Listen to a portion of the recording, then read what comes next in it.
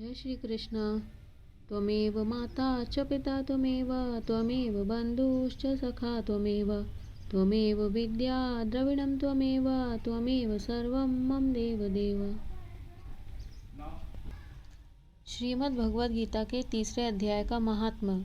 श्री भगवान कहते हैं, प्रिय, जनस्थान में एक जड़ नामक ब्राह्मण था जो कौशिक वंश में उत्पन्न हुआ था। उसने अपना जातीय धर्म छोड़कर बनिए की वृत्ति में मन लगाया। उसे पराई स्त्रियों के साथ व्यभिचार करने का व्यसन पड़ गया था। वह सदा जुआ खेलता, शराब पीता और शिकार खेलकर जीवों की हिंसा किया करता था। इसी प्रकार उसका समय बीतता था। धन नष्ट हो जाने पर वह व्यापार के लिए बहुत दूर उत्तर दिशा में चला गया। वहां से धन कमाकर घर की ओर लौटा। बहुत दूर तक रास्ता उसने तय कर लिया था। एक दिन सूर्यास्त हो जाने पर जब दसों दिशाओं में अंधकार फैल गया, तब एक वृक्ष के नीचे उसे लुटेरों ने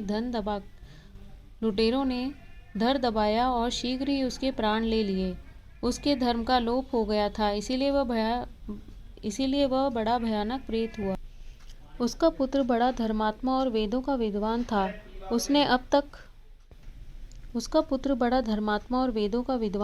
उसने अब तक पिता के लौट आने की राह देखी। जब वे नहीं आए तब उनका पता लगाने के लिए वह स्वयं भी घर छोड़कर चल दिया। वह प्रतिदिन खोज करता, मगर राहगीरों से पूछने पर भी उसे उनका कुछ समाचार नहीं मिलता था।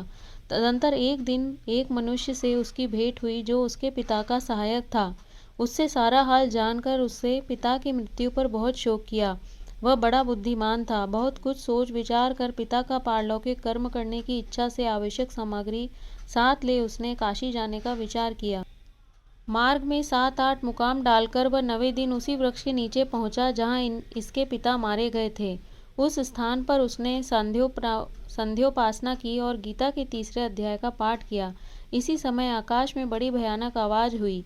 उसने पिता को भयंकर आकार में देखा। फिर तुरंत ही अपने सामने आकाश में उसे एक सुंदर विमान दिखाई दिया जो महान तेज से व्याप्त था। उसमें अनेकों क्षुद्र घंटिकाएं लगी थीं। उसके तेज से समस्त दिशाएं आलोकित हो रही थीं। यह दृश्य देखकर उसके चित्त की व्याकुलता दूर हो गई। उसने विमान पर अपने पिता को दिव्य स्वरूप धारण किए विराजमान देखा। उनके शरीर पर पीताम्बर शोभा पा रहा था और मुनिजन उनकी स्तुति कर रहे थे। उन्हें देखते ही पुत्र ने प्रणाम किया। तब पिता ने भी उसे आशीर्वाद दिया। तत्पश्चात उसने पिता से यह सारा वृतांत पूछा।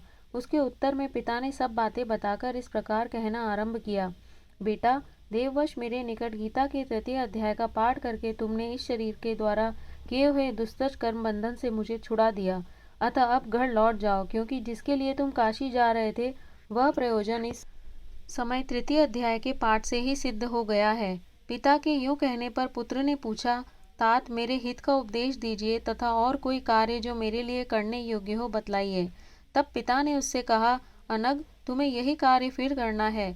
मैंने जो कर्म किया है वही मेरे भाई ने भी किया था।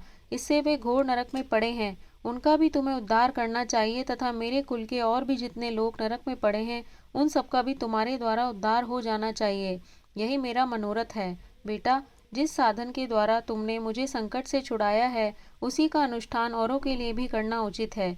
उसका अनुष्ठान करके उससे होने वाला पुण्य उन नार की जीवों को संकल्प करके दे दो। इससे वे समस्त पूर्वज मेरी ही तरह यातना से मुक्त हो स्वल्प काल में ही श्री विष्णु के परम पद को प्राप्त हो जाएंगे। पिता का यह संदेश सुनकर पुत्र ने कहा, तात, यदि ऐसी कोई बात है और आपकी भी ऐसी ही रुचि है तो मैं समस्त नारकी जीवों का नरक से उद्धार कर दूंगा। यह सुनकर उसके पिता बोले, बेटा, एवमस्तु, तुम्हारा कल्याण हो। मेरा अत्यंत प्रिय कार्य संपन्न हो गया। इस प्रकार पुत्र को आश्वासन देकर उसके पिता भगवान विष्णु के परम धाम को चले गए। तत्पश्चात वह भी लौटकर जनस्थान में आया और परम सुंदर भगवान श्री कृष्ण के मंदिर में उनके समक्ष बैठकर पिता के आदेशानुसार गीता के तीसरे अध्याय का पाठ करने लगा। उसने नारकी जीवों का उद्धार करने की इच्छा से गीता पाठ जनित सारा पुण्य संकल्प करके दे दिया। इसी बीच में भगवान विष्णु के दूत यातना भोगने वाले नारकी जीवों को छुड़ाने के लिए यमराज के पास गए। यमराज ने नाना प्रकार के सत्कारों से उनका पूजन किया और कुशल पूछी। वे बोले, धर्मराज, हम लोगों के लिए सब ओर से आनंद ही आनंद है। इस प्रकार सत्कार करके पितृलोक के सम्राट परम बुद्धिमान यम ने विष्णु दूतों से यमलोक में आने का कारण पूछा। तब विष्णु दूतों ने कहा, यमराज, शेषशैया पर शयन करने वाले भगवान विष्णु ने हम लोगों को आपके पास कुछ संदेश देने के लिए भेजा है। भगवान हम लोगों के मुख से आपकी कुशल पूछते हैं और यह आज्ञा देते हैं कि आप नरक में पड़े हुए समस्त प्राणियों को छोड़ दें। अमित तेजस्वी भगवान विष्णु का यह आदेश सुनकर यम ने मस्तक झुकाकर उसे स्वीकार किया और मन ही मन कुछ सोचा। तत्पश्चात मदोन्मत्त नार की जीवों को नरक से मुक्त देखकर उनके साथ ही वे भगवान विष्णु के वास स्थान को चले। यमराज श्रेष्ठ विमान के द्वारा जहाँ क्षीर सागर है वहां जा पहुँचे। उसके भीतर कोटि कोटि सूर्यों के समान कांतिमान नीलकमल दल के समान श्याम सुंदर लोकनाथ जगतगुरु श्री हरि का उन्होंने दर्शन किया। भगवान का तेज उनकी शैया बने हुए शेषनाग के फणों की मणियों के प्रकाश से दुगुना हो रहा था।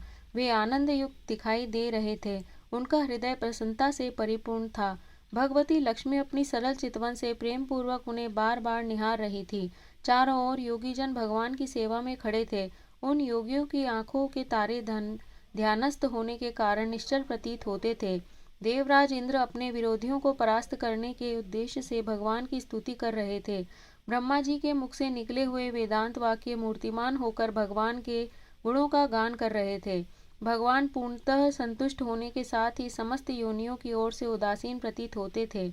जीवों में से जिन्होंने योग साधन के द्वारा अधिक पुण्य संचय किया था, उन सबको एक ही साथ वे कृपा दृष्टि से निहार रहे थे। भगवान अपने स्वरूप भूत अखिल चराचर जगत को आनंद पूर्ण दृष्टि से आमोदित कर रहे थे।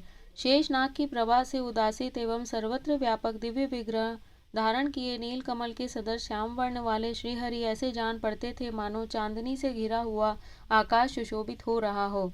इस प्रकार भगवान की झांकी करके यमराज अपनी विशाल बुद्धि के द्वारा उनकी स्तुति करने लगे।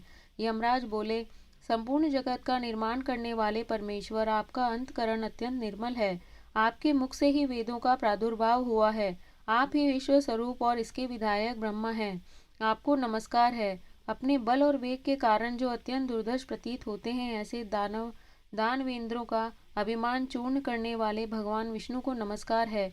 पालन के समय सत्वमय शरीर धारण करने वाले विश्व के आधार श्री हरि को नमस्कार है। समस्त देहधारियों की पातक राशि को दूर करने वाले परमात्मा को प्रणाम है। जिनके ललाटवर्ती नेत्र के तनिक सा खुलने पर भी आग की लपटें निकलने लगती हैं, उन रुद्र रूपधारी आप परमेश्वर को नमस्कार है। आप संपूर्ण विश्व के गुरु, आत्मा और महेश्वर हैं। अतः समस्त वैष्णव जनों को संकट से मुक्त करके उन पर अनुग्रह करते हैं। आप माया से विस्तार को प्राप्त हुए अखिल विश्व में व्याप्त होकर भी कभी माया अथवा उससे उत्पन्न होने वाले गुणों से मोहित नहीं होते। माया तथा माया जनित गुणों के बीच में स्थित होने पर भी आप पर उनमें से किसी का प्रभाव नहीं पड़ता। आपकी महिमा का अंत नहीं है, क्योंकि आप असीम हैं। फिर आप वाणी के विषय कैसे हो सकते हैं? अतः मेरा मौन रहना ही उचित है। इस प्रकार स्तुति करके यमराज ने हाथ जोड़कर कहा, जगत गुरु, आपके आदेश से इन जीवों को गुण रहित होने पर भी मैंने छोड़ दिया है। अब मेरे योग्य और जो कोई कार्य हो उसे बताइए। उनके यूं कहने पर भगवान मधुसूदन मेघ के समान गंभीर वाणी द्वारा मानो अमृत रस से सींचते हुए बोले, धर्मराज, तुम सबके प्रति समान भाव रखते हुए लोगों का पाप से उद्धार कर रहे हो। तुम पर देहधारियों का भार रखकर मैं निश्चिंत हूँ। अतः तुम अपना काम करो और अपने लोक को लौट जाओ। यूं कहकर भगवान अंतर्ध्यान हो गए।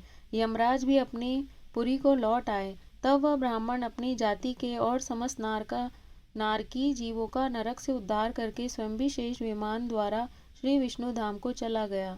जय श्री कृष्ण।